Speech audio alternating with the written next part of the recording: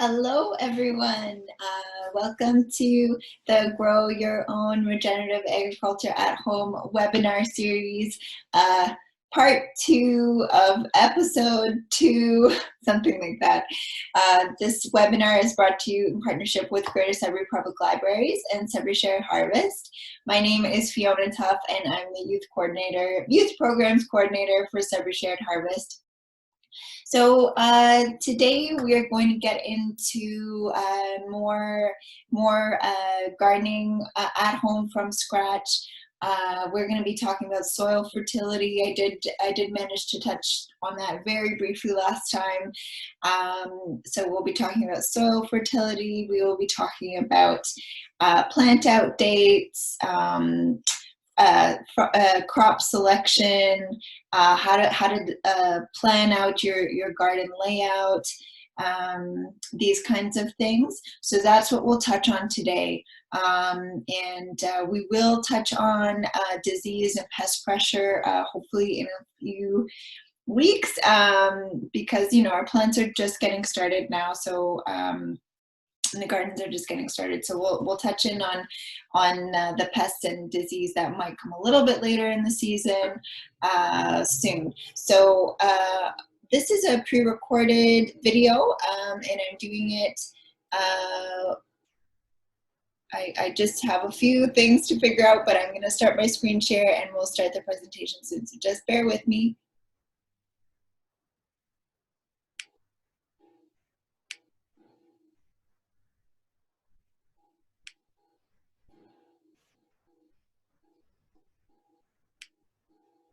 There we go. So, and the part 1 of this gardening from scratch episode, we were talking about regenerative agriculture. So if you didn't get a chance to watch that live webinar, it is still available on the Greater Sudbury Public Library's Facebook page, and it's also on the Sudbury Shared Harvest YouTube channel. So that's an introduction to regenerative agriculture, and again, the methods behind why we are planting the way we are is just as important as the how-to. So I go over that a little bit, and I go over the soil food web, which again is hugely important when we're talking about regenerative agriculture and gardening at home and growing food at all. The soil food web is literally all of the life that is under our feet, and it makes our food grow. It's the reason we have food. It's the reason we can breathe. It's the reason we can do so many different things. So please look into that.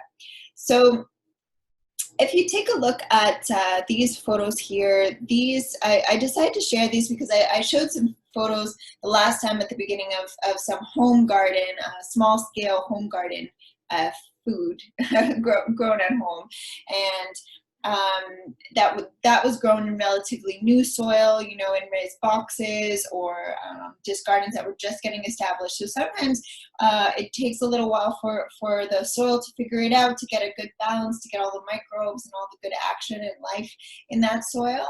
And then when you're working with soils that are very, very healthy, they're old animal pasture, or you're bringing in really, really awesome triple mix and doing a lot of soil amendments using organic methods, you get some really beautiful food if you're growing on a large scale. And so a lot of this food was grown directly in the ground, and sometimes that's why your farmers' carrots will be really big and your carrots at home will be really small. It's just about the quality of the soil and where it's at there. So this is some food that I have helped to grow. Some of this was grown at the Flower Mill Community Farm in 2017, and then some of it was grown on some rented land in Hanmer when I was running a market garden. So you can just see the vibrancy of this food. And I also have been, in my background, have worked with farmers who on purpose grow really nutrient dense food. So that's a really important part of their practice is like making sure their food is really rich in nutrients and minerals. And the great thing about that is that when you have really nutrient dense food, it's the most flavorful food you'll ever eat. And that's why there is no comparing grocery store food to what you'll find at the farmer's market or in your backyard. The flavor is just unreal. It's the freshness, but it's also all of the care that's going into this food if it's done in a small scale, if it's done ecologically, this kind of thing. So we're going to just quickly go over soil fertility and what plants actually need to grow. So here we have so 6 primary nutrients, and of course the bottom 3, so nitrogen, phosphorus, and potassium. These are things that we get out of the soil, and carbon as well. But these things that these are the ones that we usually are amending the soil for, and we also, there's a lot of other trace minerals that we can amend for, but these are like the primary ones that you're always going to hear about, you know, at the garden centers. It's listed on all of the bags of compost and manure you're buying. So nitrogen helps plants get nice and green. Any really leafy greens or leafy plants really love nitrogen. So if you think about kale and broccoli, these kinds of things. So a nice way to get nitrogen in the soil in an organic or ecological method is to add compost and manure. You know, I use horse manure a lot, and I also use sheep manure, which is a little bit of lower nitrogen, but these are really nice. Fish compost is also used. You know, we use that in the community gardens. We use the Maker's Mix from Manitoulin Island a lot. And then there's also, you can use blood meal. It's very high in nitrogen, so you just need to watch that you're not putting too much in. Of course, there's always the concern of burning your plants if you have a really high nitrogen manure or something, so like something like a chicken manure or something. But if it's very well composted, you know, you should be okay. But just watch your levels. You're not putting something that's like super high nitrogen and then really low everything else. And if you are doing that, just make sure you know what you're doing so you don't burn your plants.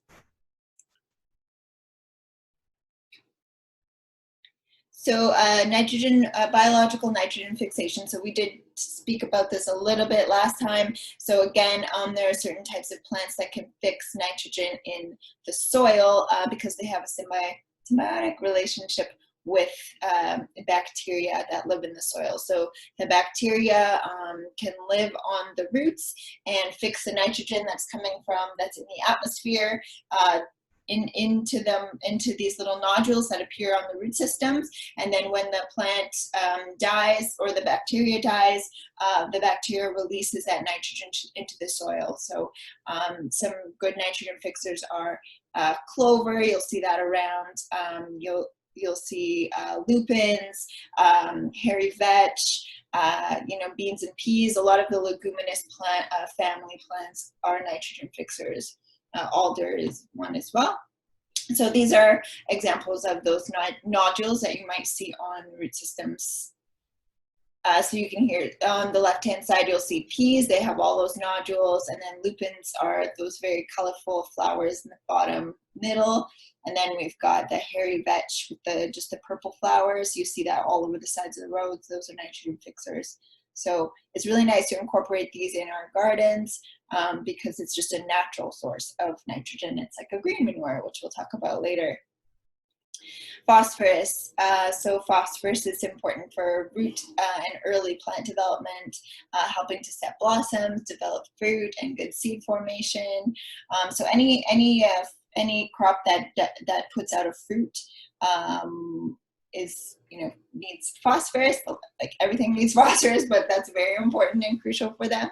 And so sources of phosphorus, you can put bone meal in, which is more fast acting, or slow release, which is rock phosphate or fossil bone meal.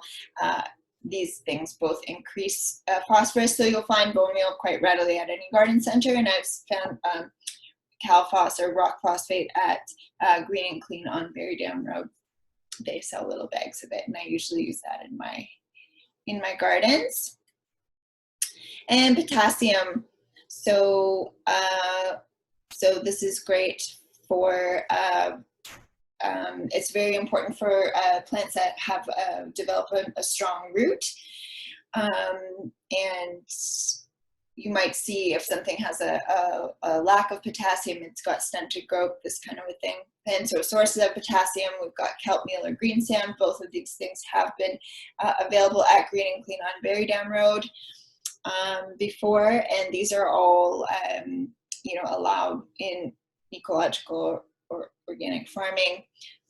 Wood ashes are also high in potassium, and I have seen people use wood ashes in gardens, and I've heard some people say don't use them. So I've personally never used them, but I know that they are a great source of fertility. So you just need to research how to use them properly, just making sure you're not adding too much of them to your soil. So we also want to be thinking about calcium, magnesium, and sulfur. These are also really important elements in all of our vegetables. So a lot of the soil amendment and minerals that you can get are usually contain a few of these things. So again, you can call somewhere like Green and Clean, it's a local business, or Southview Greenhouse Growers, or any of these local businesses, and say, hey, like, I'm looking for a source of calcium or magnesium or sulfur for my garden, for my vegetables, and they'll be able to help you out. And if you look up, you know, online on your own, doing your own research, you know, organic soil amendments for this specific crop, then a whole bunch of stuff comes up. So this is just kind of like a general rundown of things to consider and keep in mind when you're looking at soil fertility. So nitrogen, phosphorus, and potassium, so NPK. So you'll see these numbers and ratios on whatever, you know, compost or potting mix or something that you're getting at the store.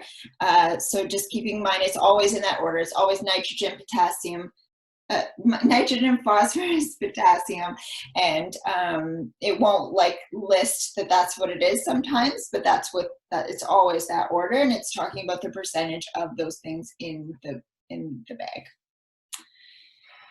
And so it's important to also know what the difference is between an organic fertilizer or a natural fertilizer and a synthetic fertilizer, and it's pretty easy. Synthetics are made in labs. They're chemicals, and you know, that's the main difference. Sometimes they're weird colors, they smell weird, I don't know, that kind of a thing. And usually natural or organic sources are made from some sort of like organic material, not organic matter, meaning like something that was alive or you know, is from the earth. So basically that's what we're talking about here. And so the organic and natural fertilizers help encourage soil biology. They help the soil food web. They don't hinder it. They don't lock it up. They don't make it go dormant or anything. So they're creating a healthy soil, and healthy soil means a healthy soil food web, and that means a healthy planet, and that means healthy humans. So we're gonna just quickly go over the nitrogen, phosphorus, potassium levels of different types of manure. And keep in mind, this is gonna vary hugely. Like it's gonna vary based on like what these animals are eating, that kind of a thing. But these numbers are based on composted manures, and it's just like a general sense of to give you what the levels are. So we can see chicken has very, very high, or not very, very high, but compared to the other manures, has a relatively high nitrogen level, relatively high phosphorus, and medium, I guess, potassium. So you can see all of these here. I usually go for horse manure. It's readily available, you know, around. I make sure it's really well composted. So that one's a pretty balanced manure. So there can be a lot of weed seeds in horse manure, because they don't have the same digestive systems as a cow, you know, that digests things 6 times or something in all of their stomachs. But I just really like how horse manure works, and it's usually mixed with, you know, some bedding, so straw or hay or something, and that makes just like a fluffier texture. And so I might put that like right in my bed, and then when I'm gonna transplant or something and I want to scoop another, if I want to just add a little bit more fertility to the soil, usually I'll take sheep manure because it's a lower a little bit of a lower nitrogen level, and just mix that in with my minerals in the hole before I put my transplant in. And I did cover that a little bit in the last episode when someone was asking questions about that, but I'll talk about it again when we go into transplanting.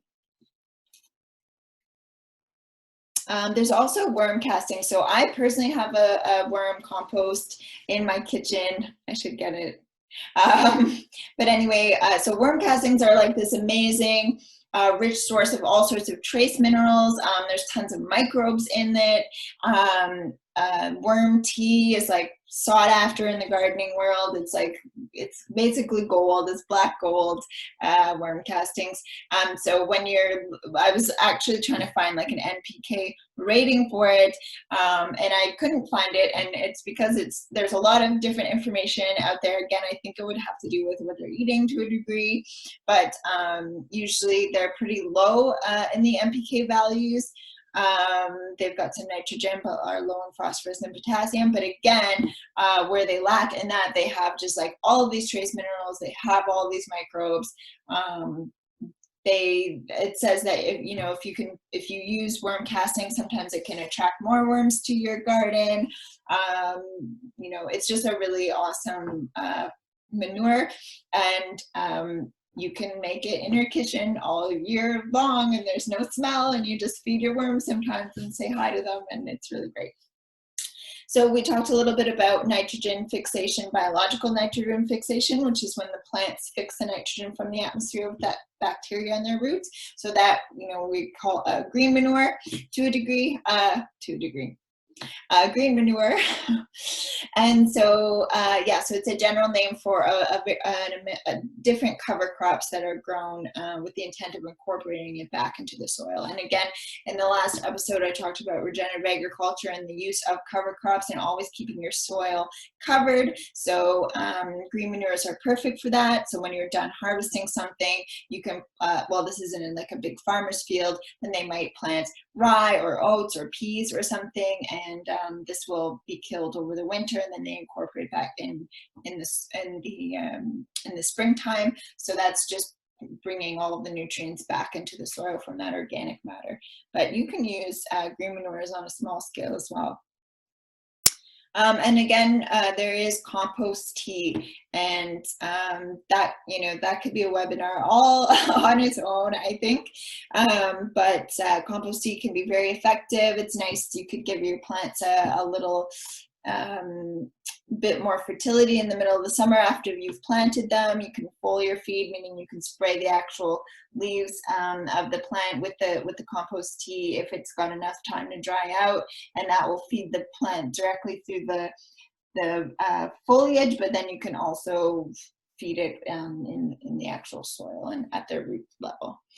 So again, there's a lot of recipes online, and usually it's about steeping compost for a little while and then straining it and then diluting that and then feeding your plants.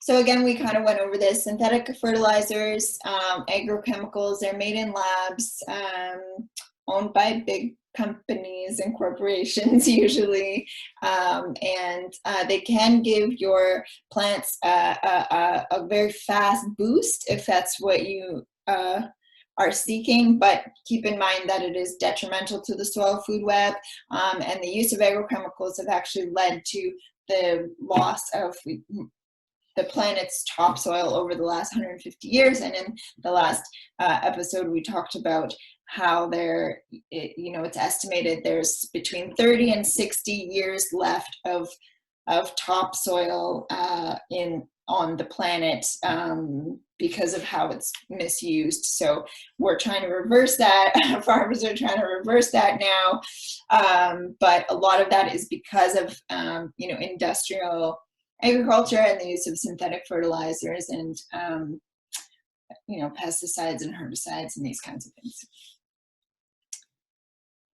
So soil pH, we did talk about this a little bit the last time, but again, different crops do better in certain soil conditions. So we know things like blueberries do better in acidic soil, and that's why they do well so up here. But most things like the range between 6 and 6.5 in terms of pH, and you can get a pH kit at I think your local garden centers or hardware stores, and you can see, what your pH is doing, because depending on the pH, if it's very acidic or it's too or it's very alkaline, it can mean that some nutrients aren't as available to the plant if it is, really alkaline or really acidic. But if you're in that medium range, you're probably pretty good.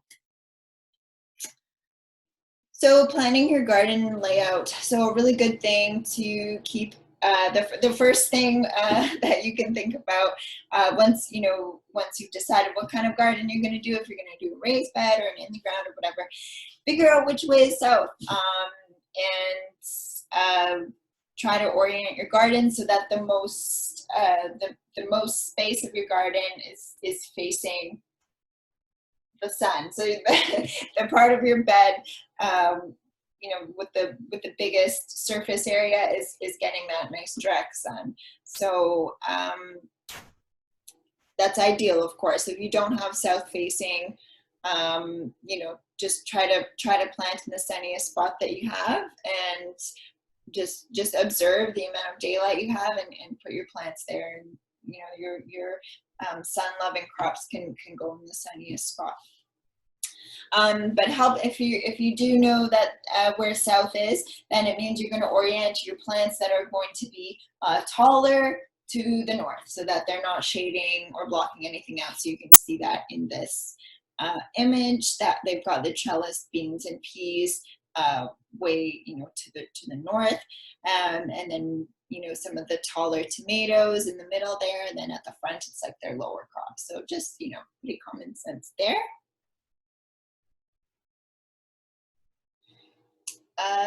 And then when you're doing your garden layout, you do want to know the spacing requirements for each of your crops. And so I have given a little sample chart here, and actually Peggy in the Seed Starting webinar referenced this chart as well. It's very, very great.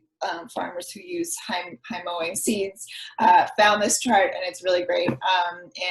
So it just talks about the seeding depth, the spacing, when to plant out, these kinds of things. So knowing how much space your plants need is very, very important from the get-go. I've seen a lot of gardens that are pretty cramped or like really densely planted and overcrowded, and things just don't take all that well. And of course we want to be making sure that there's a lot of airflow and room for sunlight in our gardens, and that helps with disease control, this kind of stuff.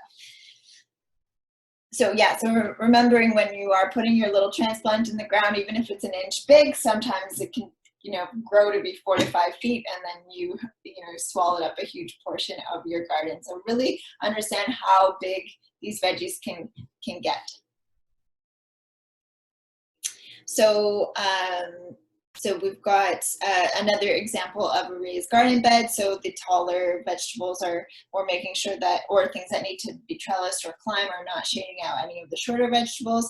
And then I also like to keep anything that is going to be trellised or I know is going to vine out on the edges of my bed, because then I don't have to go over a huge trellis of peas to go weed my carrot or something.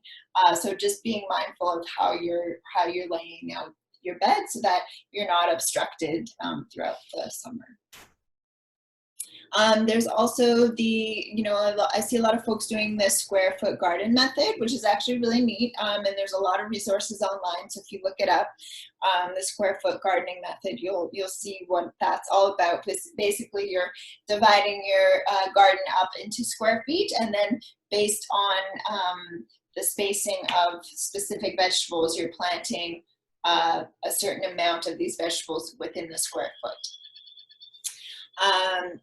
So again, just when in doubt, give your plants enough space. I've seen in square foot gardenings things getting really cramped again, things seeded too densely, overcrowded, and then things just don't size up and don't produce, and that can be disappointing. So just make sure you have a good understanding of the depth and spacing of all of your crops. So crop selection. So if you want to, if you've got one raised bed or you have one in the ground garden and you're just starting off, really think about what you want to be growing, because you can get a lot more from some crops than you can from others. So for example, broccoli, cabbage, and cauliflower, these are all beautiful plants. I love these vegetables. They take up a lot of space. When they size up, they get massive. They have huge leaves. And then you just get one harvest off of it. So you'll get one head of cauliflower, you get one head of broccoli usually, and one cabbage. Like you can't eat all of the leaves from the broccoli and the cauliflower. Like they're edible just like collards or something. But if you grow something like kale, which is the same family, kale will keep growing all summer. So you can start harvesting almost, well, not right away, but as soon as the plant gets established and starts to have these stems, you keep snapping off the stems and the plant will just keep growing and growing and growing. That's the same with Swiss chard. Swiss chard, in terms of greens, you can cut it, the leaves very selectively and leave the little ones, and the little ones will just keep growing, and then you cut that one, and then another little one will come and you cut that one. So it's like this constant harvest, which is really, you get a lot of food out of that. And then something like beans and peas, they're really great. They produce for a few weeks each, and you can do something like planting, beans and peas, and then 2 weeks later planting another row of these things, and then you'll have crops that are producing all throughout the season, which is really nice. Lettuce can do the same thing. You can select which leaves you're taking, and it will grow back. So leaf lettuce is better for this as opposed to head lettuce. Or you can also get, seeds for a baby spring mix. So that means you're seeding, like a greens mix that you cut when it's very small, and then it'll grow back and you can cut it again, and you can sometimes get a third harvest off of it. I mean, I've harvested a third time. It does start to get a little bit bitter and a little tough after that, but still good, especially if you put honey in your salad dressing. And then something like a zucchini and cucumber, those will produce all season, or for a very long part of the season as well. So, new ones keep growing, and you can harvest them like every 2 days sometimes. Zucchinis do take up a huge amount of space in your garden, so keeping that in mind, that you want to give them at least 2 feet in almost all directions. And then cucumbers are nice. They do get big, but you can trellis them upwards vertically so that they take up less space. And then again, if you're thinking about tomatoes, there's a variety of tomatoes that will produce, they'll produce all at once. All of the fruit will ripen at once, and that's a determinate tomato, and we'll go into that later. Or they're indeterminate tomatoes, meaning that they'll be at all different stages of fruiting, and so you'll have a handful of cherry tomatoes down here that are ripe, and then the ones up here are green and they're not quite ready, but you can harvest them later. So you might get more fruit at different times on the indeterminate tomatoes. So just things to think about in terms of your crop selection. If you want stuff that's just going to produce once, like a winter squash or a watermelon or a cantaloupe or something, or do you want summer squash, like a zucchini that you can harvest all summer? Yeah, so think about how much space you have, think about how big the crop gets, think about how much the crop will produce, and then also think about what are your favorites, grow what you love. And then very briefly, there is, when you are designing your garden and doing the layout planning, you can think about companion planting, and companion planting is this big other thing that I would love to talk about, but it's a whole other webinar topic, I think. But essentially, the idea behind companion planting is that some plants help each other grow, so they'll encourage growth in each other. Some plants, on the other hand, suppress growth in each other, and some will attract beneficial insects, and some will repel other insects. So if you look up companion planting online, there's a lot of information, and you can see which ones are like the bad companions, meaning like sometimes they'll suppress growth. So sometimes like dill has that effect on things, sometimes it's garlic or onions or something. So just keeping that in mind, proximity to those crops. But companion planting is really, really awesome. It's nice to see things growing together, all different things. And one very well-known set of companions is the three sisters, so squash, corn, and beans. And so the corn helps support the beans, and the squash protects the corn and the beans because it's prickly, and the beans fix the nitrogen in the soil and help feed the whole system. So that's a nice companion plant. We also know tomatoes and basil. And then another thing to consider is your crop rotation. So this, you know, this might be for a little bit of a larger scale garden. So maybe you have a few beds, or you have a few, yeah, they could be in the ground, or they could be raised beds. So just keeping in mind that you want to be rotating your crops. You're not wanting to keep planting the same thing in the same bed every single year, because that's how pests and diseases might, you know, stay in that soil and then just keep attacking the same variety of plant over and over again. Also, some plants are really heavy feeders, meaning they take a lot of out of the soil, and so you know, you'd want to put them into a new. You just don't want to keep putting a whole bunch of heavy feeders in the same soil without amending it really well. You could do it, and you could amend it really well, making sure you're putting a lot more fertility in it, but just having a sense of what crop rotation is. And again, you can look this up online. There's a lot of information out there, and you know, these are examples of your crop rotations over 3 or 4 years. You know, how you move the crops around the garden to make the most out of the fertility, etc. So I'm just going to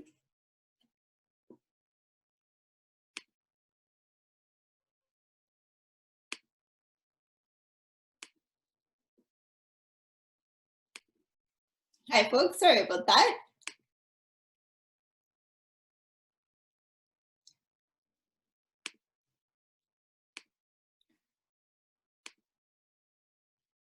Okay, so getting your seedlings ready to transplant. So if you have started your seeds indoors, then you need to help transition them to getting used to being outdoors. So that's something called hardening off, and you want to do this gradually over a few days. So about 4 to 5 days before I know I'm going to plant something in the ground, this is when I might start hardening off some of my seedlings. So so a good method is to, so you bring them outside. That's the first step, bringing them outside. Give them a nice drink of water in the morning. The first day, put them in a pretty sheltered, shady spot, because you don't want them to be baking in the hot sun. You don't want to expose them to crazy winds or anything on the first day, because this is just their first step outside. So let them hang out in a shady, protected area, and bring them in at night. And then the next day, you might want to, and then, yeah, of course, water them if they dry out. They will start to dry out quicker because they're outside, right? And they haven't been outside or exposed to any elements before. So give them a good drink as well when you bring them in, if they need it. And then the next day, you can put them out. You can put them in maybe a little bit of a less shady spot, but again, you don't want that direct sun baking down on them. They're not ready for that yet, but maybe, you know, some filtered light through a tree or something like that, and maybe where they'll catch a little bit of a breeze. So you can harden them off that way, and then depending on what the weather's like, you may decide, okay, I'm going to leave them out at night. They're going to be okay, or you could take them in again if you're concerned about that. And then the next day, you're going to expose them to a little bit more sun, a little bit more wind. Let them, you know, deal with it. You might see that the leaves start to get a little bit burnt. You know, they might have some white or some yellow on them. And don't panic. They might just, you know, have a little bit of a burn on them, but this is them adapting, right, to these elements. So just make sure you're keeping them watered. It's also good for them to go a little bit without water, so you don't have to make sure you're constantly watering them throughout the day. But as long as they're having water in the morning and then at night, they should be okay. You will notice, they will tell you, they will start drooping very obviously if they need a lot of water, and just give it to them at night and in the morning. And then so yeah, on day 3 or 4, again, I'll let them be in the elements as much as possible, and then definitely leave them out at night. And then by day 4 or 5, they're ready to go on the ground because they've experienced the sun, they've experienced the breeze, they've been outside overnight, maybe they've had a chance to dry out and deal with, you know, having some dry roots for a bit. So they've just been hardened off. They've been transitioned to this outdoor environment. This is like a #1 thing that people don't do just because they don't know that they need to do it, and then they don't understand when their, you know, cucumber completely wilts when they throw it right in the garden, right from indoors. So just make sure to harden off your seedlings. And then we also need to talk about when to plant out and when to seed.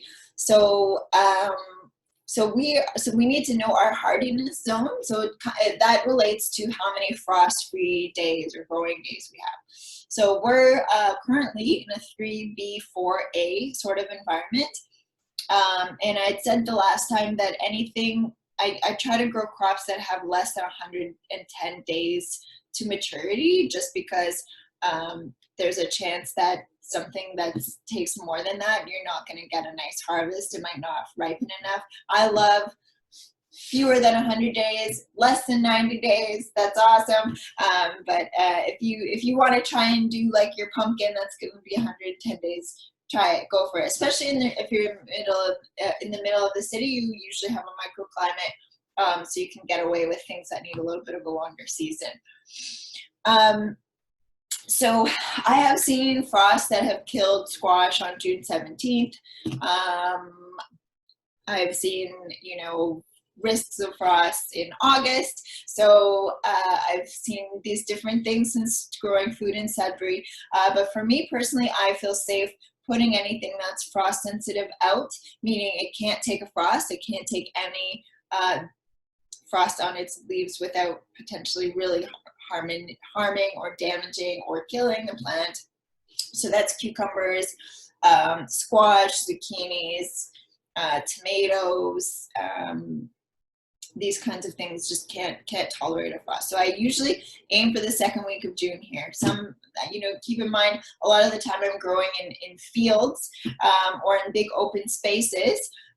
So if you are in a microclimate, meaning you have, you know, a heat retaining wall next to your garden, you've got a wind block, so you're blocking any northern winds, you're in a really nice south-facing sort of raised bed, you can probably get away with earlier than the second week of June, and you just need to watch the temperatures. So if you're going to see that it's going to dip down at night, cover your plants. You can make sure it's tented, and we'll talk about that a little bit later. So that, anyway, we'll talk about covering plants later, but you just need to watch the temperatures if you're going to plant out before a safe date. And even my safe date sometimes isn't, because again, I've seen it June 17th, a whole bunch of summer squash got killed in Hanmer in a field. So again, I'm referencing this high mowing, the planting chart that I was talking about earlier, which talks about the depth, the seed depths and stuff like that. So it also has general information about planting out dates. So you can see this is just a screenshot that I took of that chart, and we'll put a link to that chart so you can see the whole thing. It goes crop by crop. It's really great. So you can see in the very last column to the right, it says when to plant out. So being after the last frost. So in our books, in my books, I'll feel safe planting that in early June, first or second week. And most of what we're seeing here are actually pretty hardy, so these can actually take a frost. So yeah, so that's pretty interesting. It also says, you know, when to start transplants, the good germination temperatures for soil, good soil temperatures for germination, this kind of stuff. It's a really great chart. Frost, yeah. So frost is going to occur when the air temperature dips to 0 or below. And some indicators of, you know, that we might get a frost. If you see that the temperature is going to dip to like 5 at night or something, but you have a really cloudy day during the day and it's really windy, then it might mean that we might not get a frost. But if it's very clear skies, if it's going down to 5 or 4 at night and we get clear skies, it's very still, no wind, or it's a north, breeze. If there's no humidity, if you can see at 9 p.m. it's 10 degrees and it's going down really, really fast every hour, it may mean that we could risk a frost. So just take precautions. Watch the temperatures when you're gardening. That's just a good practice to make sure you don't lose your crops. And then sometimes the phenomenon will happen where your neighbor's garden will get hit by a frost, but yours doesn't, or vice versa. And you'll be like, why did your garden get hit by frost, or why did mine and yours didn't? And that just has to do with like the elevation of where their garden is, like how close your plants are to the soil. If the microclimate, if they have a heat retaining wall or they don't, or they have a windbreak or they don't, it makes literally yards can be different in terms of where the frost falls. And then also keep in mind that new growth is especially frost sensitive, so keeping that in mind. So ways to protect the plants: if you have put your tomatoes or your zucchinis or your cucumbers in the garden and okay, a frost is going to happen, you want to cover your plants before dusk. So you want to cover your plants while there's still heat from the day, still in the soil, still in the plants. You want to give them a really good water so that there's a lot of humidity in the soil. And you also want to, if you can, have it so that your plants are covered, tented. So it means like the barrier, if you're using row cover, or a sheet or a blanket or a tarp or something, that it's not sitting right on the plant leaf, because if it frosts, it could still potentially freeze it. So if you can put something like some twigs, or you use you unwind a coat hanger or something, and you just make a little hoop to drape the cloth or the fabric or whatever over your plant, to just make sure that it's not settling right on the plant. And if it's getting, close to the fall time and you see things are ripening, so okay, a frost is predicted for September 2nd, and I have all these ripe tomatoes. Should I risk it? Should I harvest them or should I not? It's up to you. You decide. But if the frost hits your tomatoes, it means you're going to have to eat them all real fast. They won't store. That's the same for any winter squash. Anything that gets hit by frost will not store. So you just keep that in mind. Okay, so transplanting and seeding. So when you are transplanting, so meaning you're taking a seedling and you're putting it into the soil from its little pot, you want to make sure that you're digging your hole, you're putting in your soil amendments. If you're putting in more soil amendments, your minerals, or a little bit more compost or something, you want to dig the soil, and you want to make sure that the plant, you're not burying it too high, and different plants have different needs in terms of how to bury them. So I really suggest look it up online. There's so much stuff online. Just say how deep to bury a cucumber, how deep to bury a tomato, how deep to bury lettuce, this kind of a thing, because depending on how deep it is, things can rot sometimes or not go well. So, but basically you want all the roots to be covered. That's like number one. So oftentimes I've been gardening with folks who've never gardened before, and they just make this shallow little hole and stick the seedling in, and there, you know, there's still an inch of like the roots showing, and then like this is the surface of the soil. So you don't want the roots exposed at all. You also want to make sure that the soil is packed down enough around the seedling, so when you water that seedling afterwards or in the days to come, that soil doesn't get pushed away and then those roots are exposed again. And if that does happen, just bury it again.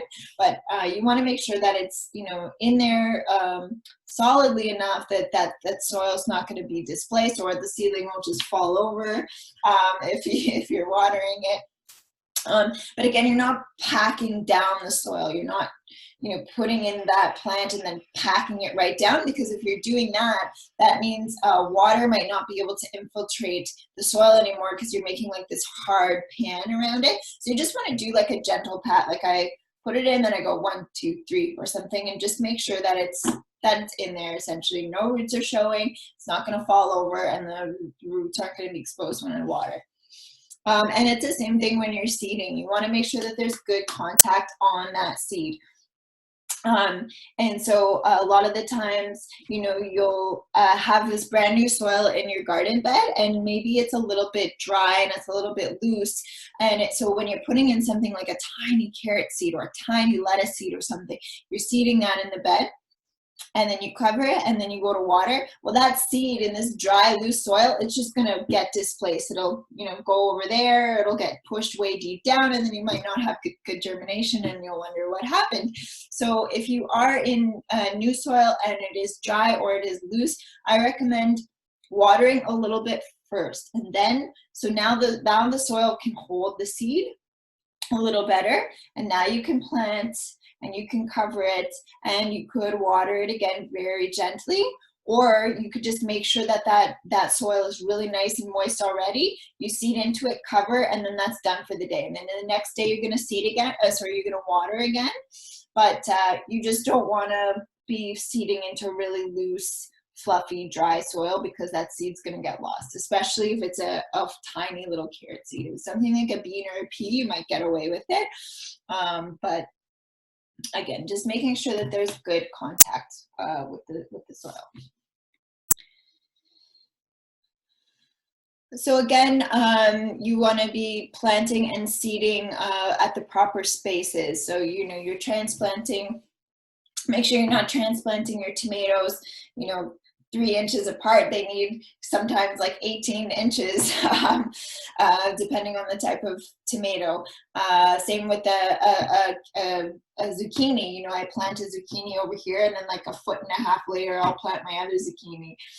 So you want to make sure that you've got the proper spacing to allow, again, for airflow and sunlight. And then when you are seeding, it's the same thing. So when I was referencing that chart a few slides ago, which we'll have the link to, and sometimes it says it right on the seed package as well, you will see, okay, it's seed at 1/4 inch deep, and every inch you put a seed in. So the depth is going to be 1/4 inch into the soil, and then I'm going to put my other seed 1 inch away from that seed, but all at 1/4 inch, and then that's your row.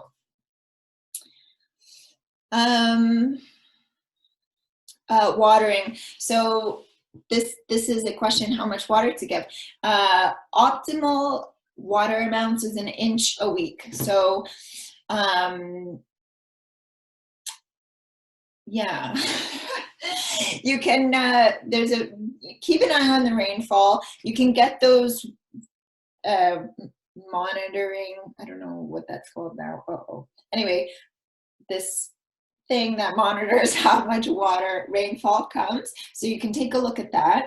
But basically, you know, watering something like 3 times a week 3-4 times a week potentially, and not drowning your plant or anything, but giving them a nice soak so that you know, when you put your finger in the soil next to the plant, maybe up to your first knuckle, it's nice and moist all the way through, just to make sure it's penetrating that root system. Oftentimes, you know, people will water and it just gets the surface, and you know, the soil will like run, the water will run side to side and not actually penetrate that root system. So you want to make sure you're giving your plants a drink. Just like if we're thirsty, right, having a little sip of something isn't enough, we need to be drinking more. So just keeping track of that. But the ideal is an inch a week for optimal growth. My garden is south facing and it's on an asphalt driveway, so it gets hot, it dries out so quickly. I water that thing a lot, probably giving it more than an inch a week, potentially, but it just is so dry that I just need to keep watering there. So you're gonna see how your crops are doing. You're gonna see if they're happy or not. If you see drooping at the end of the day, give them a drink. Now we're just going to talk a little bit about some of the maintenance that you might have to do throughout the season now that everything's planted. To the right depth, the right spacing, all of that. So your garden is planted, you know where south is, the higher plants are in the north, things are, you know, you're anticipating trellising and vining out. So some of the things that might need to happen for some crops are thinning crops, hilling crops, pruning, and trellising. So we'll get into all of these things, what all of this means. And I guess I should say, so on the left, there's someone trellising cucumbers. In the middle, looks like they're doing some weeding and some thinning. And on the right-hand side, someone is about to prune a sucker out of a tomato armpit, I like to call it. And we'll get into more of what that all means. So for beets, carrots, radishes, these kinds of crops, you can see in these pictures, these things are seeded quite densely, and that's fine because you want to make sure, you know, when you are seeding your rows, you want to put in enough seeds to make sure you're going to get a crop out of it, because it's not a guarantee that every single seed is going to sprout. Not every single seed is going to germinate and sprout. So it's better to, you know, put more and hope that more sprout. And then once they have sprouted, you'll see how many are in your row. And you'll see, okay, I need to thin out these crops to make sure that they have enough room to size up. So in the very top photo here, we have carrots. So carrots need to be thinned to about an inch, inch and a half, 2 inches, depending on how big you want your carrots to get. I usually do it about an inch, inch and a half, so that there's, you know, a carrot here, and then an inch later there's another carrot, and then an inch later there's another carrot, instead of like 1,000 carrots in 1 inch. That means none of them will size up. They'll all be the size of that one in the top photo there. The same with beets, the middle row, those are beets. So same thing, you want to be thinning to about an inch, inch and a half, 2 inches. And the same goes for radishes. So that's the bottom picture. So yeah, once things sprout, you'll have a sense of you know, your spacing and how much you need to thin. A lot of the times I like to let my carrots, because if I'm growing on a small scale, it's not as big of a deal, but let my carrots and beets size up a little bit more than what's ideal time for thinning, because then I can eat them more easily. So, you know, beet greens, you know, the size in this picture, you can put those in stir fries. And if you let your carrots get a little bit bigger than this, you can put that in stir fries. So I like to eat as much as I can out of my garden, right? So keep those. Radish greens, also awesome in stir fry and soup. You can eat them raw. It's all good. Don't waste anything. The next, so beans and peas. So peas will need to be trellised. I have witnessed gardens with peas that have not been trellised, and it's just a huge tangle. You lose track of where all the peas are. It means you waste a lot of food because it's just growing in a huge mess all over the ground, and they can get diseases and they can get moldy really quick. So trellis your peas, and you can do that in so many different ways. Look it up online. You can use string, you can use twigs. It doesn't have to be fancy, just get them off the ground and they'll climb quite readily. And with beans, so there are pole beans and there are bush beans. What's presented in this top photo here, that's a bush bean. So they get quite large, like one bean plant can get quite large. So again, the spacing is really important when you're planting the seeds. And you don't really thin bean plants. You could potentially like dig it out and move it if there were too many clumped together. But giving your bean plant 1.5 inches to 2 inches apart should be good enough for them to grow. To a nice, so there's enough space, so they're not overcrowded. You could definitely give them more than 2 inches as well. So again, just enough space for airflow and sunlight. Potatoes, so we talked about hilling. So potatoes, once they are planted, once their leaves, the green part, is about 6 to 8 inches tall, you're going to want to mound the soil up around it so that just that first little inch of greens is showing. And then those greens are going to grow another 6 to 8 inches, and then you're going to mound it again. And this is going to make like a potato hill mound. And the reason we do this is because more and more potatoes will grow the higher up you make this mound. They'll start to grow at the higher layers. That's not a great way of saying it. But they will grow at different levels. So the older potatoes, the more mature ones will be at the bottom, and then they'll just keep setting their tubers. The more soil, the more you mound it. And you want to make sure your potatoes are covered as much as possible, because once they're exposed to sunlight, they turn green and they get that metallic flavor that's like the nightshade that is in potatoes, and that is a little bit toxic. So keep your potatoes covered. Okay, tomatoes. So this is a good topic. So there are determinate tomatoes, which we talked about earlier, and there are indeterminate tomatoes. So the biggest difference is determinate tomatoes have a predetermined set of leaves and fruit and flowers that are going to grow.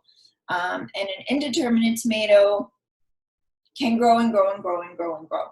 So that's the difference. So a determinate tomato is going to grow in a very precise pattern. It grows the plant, it grows its leaves, it puts out the flower, it sets fruit, it ripens, and it dies. And the indeterminate tomato, if we didn't get a frost, if we didn't get a winter, it would just keep growing. So some of these tomatoes grown with hydroponics or indoors can be many years old, and they'll just keep producing and keep producing. So that's the biggest difference. And this is going to affect how you prune your tomatoes. So determinate tomatoes, you're not wanting to prune them in the same way as an indeterminate tomato, because if you're pruning off determinate tomato suckers, it means you're going to miss out on some of that fruit production. And we'll get into pruning and stuff, but essentially, yeah, maybe I'll scroll through so you can see what I'm talking about here. So they recommend for determinate and indeterminate tomatoes to take off the green. So if you look at the bottom picture, you're going to be taking off the leaves and the suckers for like the first 6 inches of growth. So under the first fruit cluster, or so wherever the flowers are going to be, that's where the fruit's going to be. So you're going to remove all of that growth from underneath that first set of clusters. And the reason being, that allows for airflow to help your tomato plants. Tomatoes get diseases really easily, especially from the soil. Disease can live in the soil. And so so if you're watering your plants and the water splashes up onto your leaves, they can get diseased really quick. So, and you'll see when your tomato grows, you're going to see a lot of stuff going on under the main set of clusters, and just clearing that all out just gives that nice amount of airflow, and it just helps it not be so tangled. And then In the top picture, you're gonna see, so the main stem is the thicker stem, and you can kind of see this little sucker, this little sprout coming out of the armpit of the plant. That's what I kind of call it. So it's coming out at like a 45-degree angle between a 90-degree stem and the leaf branch. So the armpit is like here. I don't know how to do it. So you're gonna pinch that off, but in indeterminate tomato only, not in the determinate tomatoes. Except in the determinate tomatoes, you would take the sucker off, but only under that first set of fruit, just like in the bottom picture. Okay, so we'll talk about what that means. So the reason being you don't take the suckers from above that fruit, that first set of blossoms, is because the sucker is a whole other tomato plant. It's a whole other tomato plant that's going to put out fruit and blossoms, and it can get quite large. Those suckers can get very, very big, and that's why we need to stake tomato plants. That's why we need to put them in those tomato cages, or we put a stake and we tie it to it. It's because they get really big and they can get heavy, especially when they start to set fruit and they put out all these different branches. So determinate tomatoes, you don't want to be pruning those suckers, because literally that will turn into fruit and you won't get as much fruit if you're taking them off. So only that first bottom 6 inches under that first cluster of fruit. Indeterminate tomatoes.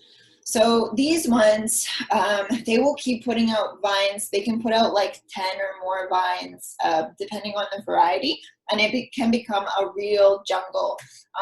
So you want to stay on top of your indeterminate varieties, and when you buy them, it should say on the tag or on the seed package whether it's determinate or indeterminate. So again, that same rule applies. You're gonna take off the bottom foliage from those 6 inches, and then you're also gonna take off most of the suckers that you see. But you're gonna, so basically the amount of suckers that you're gonna keep is gonna equal the amount of vines that you have, and each vine is gonna produce a lot of fruit. So, but you want to help the plant put energy into fruiting as well and to ripening, because otherwise it'll just keep growing and growing and growing and putting energy into getting bigger and vinier instead of into fruiting and blossoming and ripening. So this is why you might only let 4 or 5 suckers become viable vines, and the rest you're going to take off because of that, because you want them to all set fruit. So it's very easy to prune a tomato. That little one in the top picture, you just literally pinch it off. Sometimes they get big, you miss them, and they get really big, and you might be worried about snapping it off, and then it's your call what you want to do with that. But usually I snap them off. So again, there's so much online about determinate and indeterminate tomatoes and how to prune them. There's so many YouTube videos. I really encourage you to look it up because there's just more there than what I can cover. But essentially, know you need that determinate tomatoes and indeterminate tomatoes need different pruning needs. You need to stay on top of your indeterminate tomatoes so it doesn't become a jungle. And you don't want to be pruning your determinate tomatoes too much, taking off those suckers, because it means you won't get fruit production. So please look this up. I'm just giving you a rundown of all these things to consider. So some tips to follow. Keep your plants off the ground unless they belong there. So that is a very good rule. If your beans or your peas or your tomatoes or anything are on the ground, it means that they, risk getting a disease really quickly. They risk getting munched on maybe by slugs or things that are in the soil. And again, if they're on the ground, it means there's not airflow going through there. There might not be the same sunlight. So keeping your plants lifted and off the ground is really important. Yeah, giving your plants plenty of room, again, for airflow and sunlight. And then the biggest one is don't touch your plants if they are wet. If they are wet, it's the morning dew or you've watered or something, don't touch them when they're wet. Let them dry out. This is how disease spreads really, really, really quickly. I've seen it happen time and time again. So don't touch your plants when they're wet. It's that easy. Again, some folks I didn't address when we were talking about watering, when to water. It's better to water very early in the morning or in the evening, not in the heat of the day, because that water is just going to evaporate really quick. And also, if you're putting water on your tender leaves and then the sun gets to them, and it might damage them a lot. So very early in the morning or into the evening when the sun is not at its peak is very important. Another tip is record keep. This is a huge one. This is a great way to learn. This is a great way to learn from your mistakes. And sometimes you're like, oh yeah, I'll remember, when the first frost or last frost was last year for sure. You probably won't remember. And maybe, it's on the internet now, but still, let's pretend it's not on the internet. You want to keep track of, like, okay, it rained a lot this week or something like that. It's interesting to monitor the weather throughout the years. Keep track of when you start your seeds, of when you transplant. Keep track of the varieties that you're using, because you might really, really love a specific type of tomato and you will want to remember the name of it. Keep track of, your frosts. Keep track of your harvest as well. So you can say, okay, I got from this cucumber plant variety, I got 10 cucumbers. So, I only need to plant 2 cucumbers next year instead of 50 because I had way too many. You hear of people having way too many zucchinis because they planted tons of zucchini plants. Maybe you only need 2 zucchini plants. So it just shows you how much you can produce, because a lot of us have no idea how much food can be produced in gardens yet, right? We're beginners, we don't know. So keeping a garden logbook is really a nice practice. It's also therapeutic because you can sit there and do your journal log. So that's it for this second half of this gardening from scratch at home. I hope that was informative. If you do have any questions, you can email us. We'll put the link in, and we'll do our best to get back to you. And then going forward, we're going to have different webinars on different topics coming up in the next 2 weeks. So keep tuned for that. And happy gardening. Tis the season for sure. No more snow, right? So thank you so much. Have a great week.